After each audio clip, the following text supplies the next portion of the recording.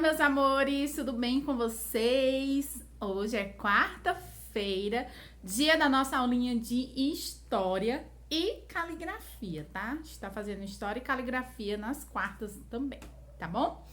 Então, na aula de hoje, na aula de história, nós vamos só falar um pouquinho, relembrar a aula passada, porque a gente já falou da aula passada sobre os bairros no passado, né? Como eram os bairros antigamente, tá?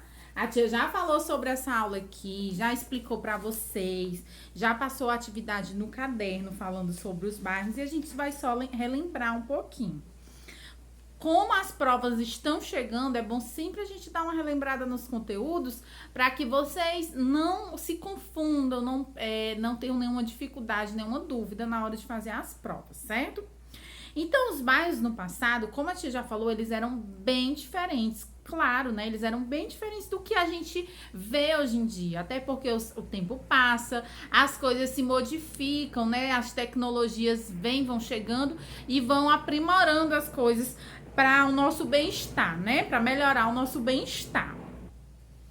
Então, com o passar do tempo, as ruas, elas tomaram outras formas, né? Foram criando-se prédios, reconstruindo-se casas maiores, né? As ruas foram asfaltadas, já não eram mais de terra. Primeiro ganharam as pedras, né? Foram ruas de pedra. Depois vieram os asfaltos, que são as pistas que a gente vê hoje em dia. E a eletricidade, né? Mudou bastante, porque antigamente se acendia os postes com lamparinas, como é que é o nominho aqui? Deixa eu olhar aqui direitinho. Eram iluminadas com lampiões, fugiu aqui a palavra. Lampiões, né? Que você tinha aqui uma pessoa, quando ia escurecendo, uma pessoa subia lá no poste e acendia os lampiões.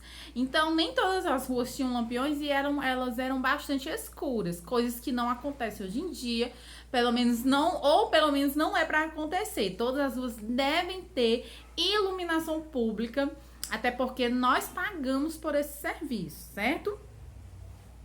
E aí, né, teve a questão também da água, que a água não era encanada, né, não tinha rede de esgotos, então as pessoas tinham que dar um jeito ali para ter água para o seu consumo. Então elas iam atrás de poços, de chafarizes, né, onde elas conseguiriam ter a água para o seu consumo no dia a dia, certo?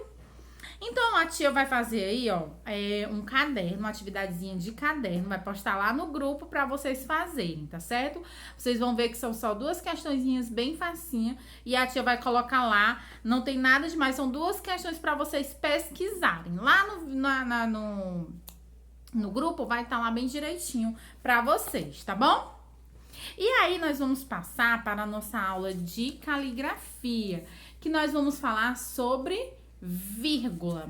Tia, o que é uma vírgula? Essa aula de caligrafia, ela tá um pouco antecipada à aula de português, né? Como vocês sabem, a caligrafia ela é um complemento da aula de português para que vocês exercitem a escrita com a aula que foi dada lá em português.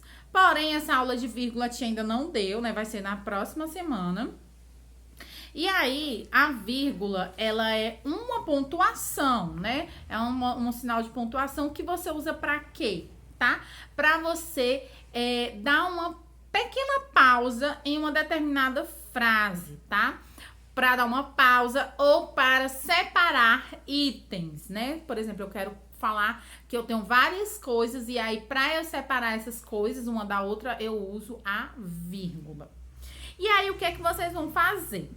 Na primeira questão tem o seguinte, ó. Escreva as frases a seguir, pontuando-as corretamente. Aí, o que é que você vai colocar? Os nomes dos meus 4 cachorros são Tatá, Dori, Juba e Panda.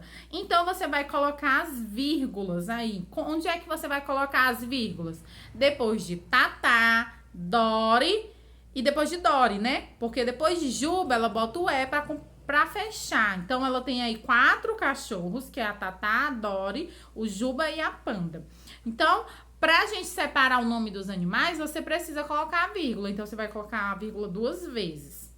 Na letra B, gosto de maçã, uva, melão e goiaba. Então, você tem que ter 3 nomes aí, você vai colocar vírgula depois de banana, depois de maçã, depois de uva. Aí tem melão e goiaba. Então, depois do melão não precisa, porque já tem a letrinha E, tá certo? E na letra C, tem uma aula de português, matemática, arte e inglês. Então, você vai colocar a vírgula para separar as disciplinas. Português, matemática, né? Você bota depois do português e depois da matemática, certo? Na segunda questão, complete o texto a seguir escrevendo o nome de cada imagem e colocando a vírgula, né? O mel, aí você vai botar a vírgula. Os espaços pequenininhos são para vírgula e o espaço grande são para o nome dos animais. Ó, o mel, a abelha, o favo, o zumbido, o sabugo, a espiga, o milho cozido. O tomate vermelho, a erva de cheiro, o mundo inteiro é um canteiro. A rua, a via, a travessa, o caminho, o navio, a jangada, a vela, o barquinho, o ninho, a ave, a nuvem cinzenta. O mundo inteiro sopra e venta. Aí tem aí, ó, leia o texto e pontue. Então, onde tem os espacinhos pequenos é as vírgulas, tá? E onde tem os espaços maiores é o nome das figuras, tá certo? E é só isso em caligrafia, tá bom? Só pra gente terminar nossa aulinha hoje, ó, bem relax, bem tranquila, tá? Um super beijo pra vocês e até amanhã. Tchau!